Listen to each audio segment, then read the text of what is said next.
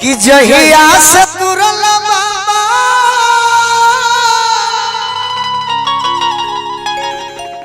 अरे जिंदगी के डोरिया हो तो सुन लागे दुनिया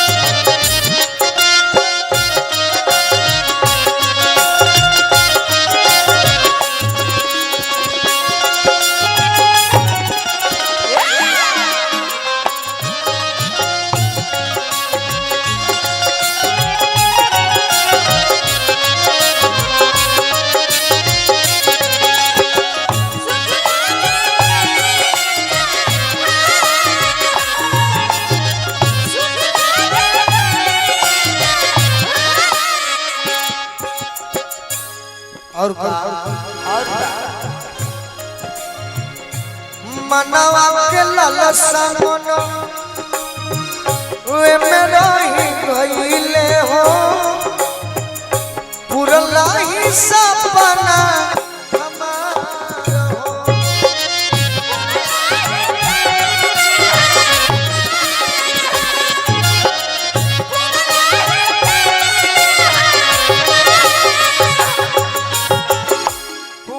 दिल में लागल बाटे घौआ हो नैया फसल में मझधार हो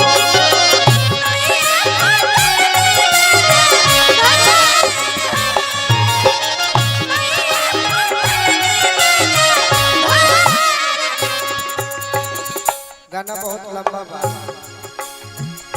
चाहिए तो हम जातिवाद भी गा सकते हैं गावत रहनी लेकिन जब से घटना भई धीरे धीरे अनुभव के क्षेत्र में बानी तो अनुभव ये मिलल कि कला से जब हम हट जाए तब हम गा सकते हैं जी मुन्ना भैया के धन्यवाद बा आभारी बानी जखन भैया गलती ना आज हम गावल छोड़ दी तो फिर हम नगरे नगर ढोलक बजवा के कहते हाँ हाँ ये लेकिन कला बा आज कला के दिन बा कि हमारे समाज तो हुए बा एक बाद भी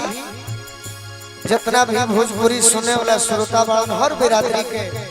हमरा के मानो करन तो वही को हमरा के रहे दिया उसे हमरा भी खुशी मिली हमारे करियर को असर ना पड़ी जहाँ दिन हम कहे लगनी कि हम यह बानी तो लोग जानता कि हम वह बानी बाकी फिर भी कला के क्षेत्र में हमारे के सभी बिरादरी के लोग एगो अलग राह के गायक मानता तो मुन्ना भैया आज रौरा के यहाँ एक बनी तो रौरो से हम यह उम्मीद करब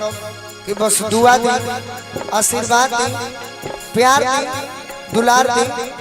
कि हम अपना काम में लागो रहे अपना भोजपुरी खाती कुछ करके मरहू कोई मरो भले दुनिया हम कुछो कोई ये दुनिया के होके छोड़ल नहीं के तो हम तो एगो तुच्छ आदमी भाई देख के न पाता गइला कहवा न पाता भइला के न पाता गइला कहवा न पाता भइला अरवतार मजदूर की शान हो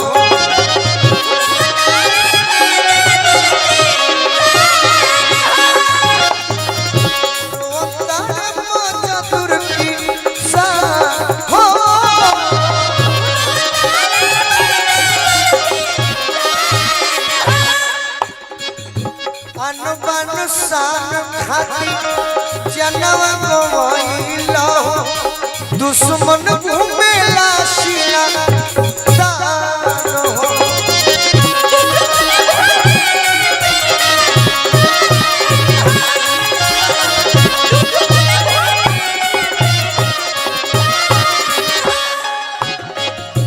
चारोरिया बढ़ल भाषा चार के बजरिया कब होई समता के बिहान हो